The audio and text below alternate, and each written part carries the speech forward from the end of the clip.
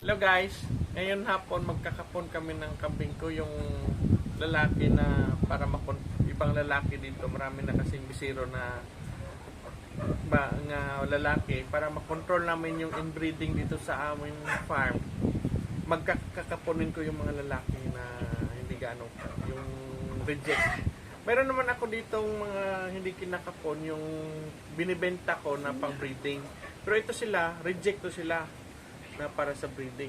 Tsaka ini-inject namin sila ng 1 ml ng oxytetracycline guys. Ito.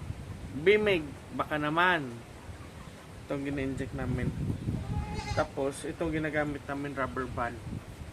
Tingnan nyo guys. Una, i-spread ito.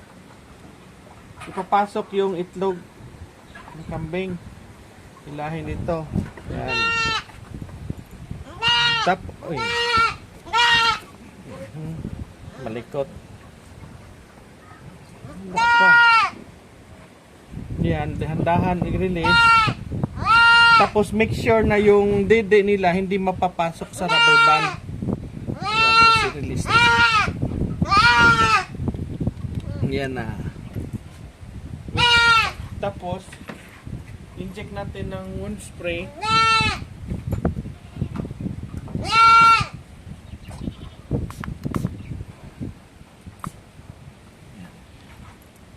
Ito po yung gamit namin.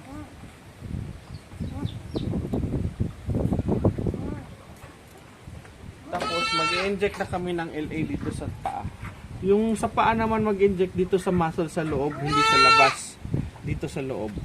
Ito, ipisil ninyo to. May laman-laman dito, dyan kami nag-inject.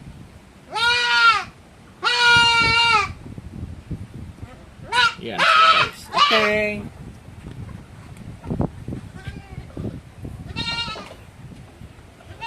Guys, yung pangalawang kambing namin na kakapunin, medyo malaki na yung itlog niya. Kasi gawin sana itong breeder for sale. Kaya lang napasyan ko na kapunin na lang, kaya marami pa ko ditong breeders na pagpipilian ko para sakaling may bibili. Kaya ito kakapunin ko na lang. Tingnan nyo guys, nahirapan na pumasok yung itlog niya. Ayan. Make sure lang, yung, again, dalawa yung dede niya nasa labas ng rubber band. Tapos release. Dahan-dahan.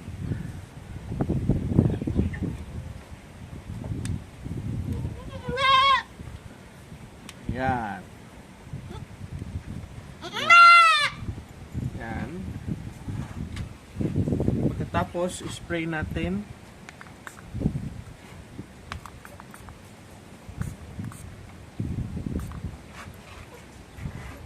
Tapos, inject tayo. Yung injection ko, nilalagyan ko ng guide para konti, maliit lang yung papasok para hindi masyadong ma-injured yung kambing natin. Dito rin sa malaman, inject tayo.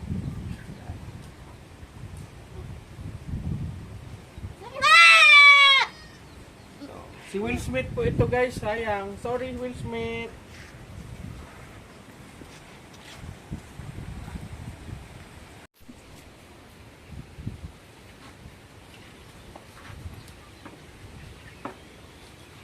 Ito guys, kakapunin ko kasi yung itlog niya, oh, tingnan nyo, hindi to maganda pag ganito, oh. May split sa kwan. Ito may split. Hindi niya maganda gawing ganador. Kaya kakapunin ko.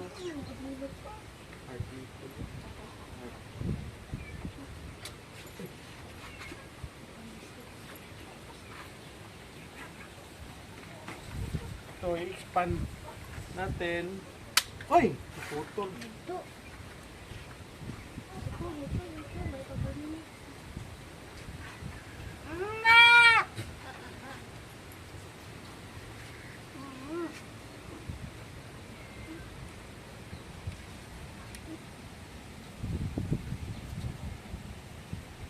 Yan.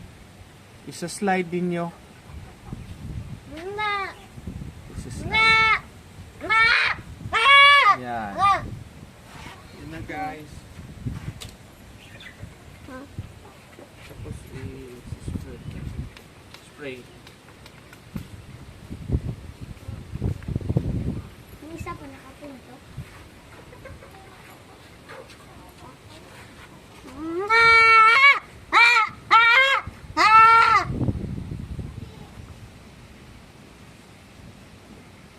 Okay.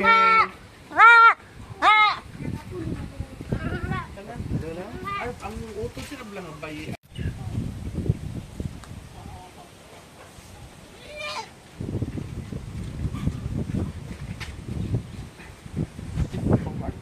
Ito naman guys, minamarkingan namin kasi para malaman namin kung anak siya ni Junmar o hindi. Kasi lahat ng anak ni Junmar, bawal na magkasta si Junmar. Si Blitz na o si White Lion ang ipakasta namin. O kaya si Digong or si BBM pwede. Pero hindi talaga si Junmar. Kaya ini-ernata namin itong gamit namin. No?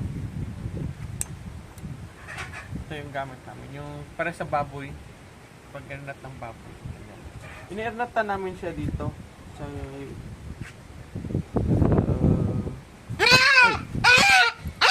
pagani. Ganiti ko yung ulo. Okay na. Hindi, sprayhan pa natin. Sprayhan namin ng wood spray.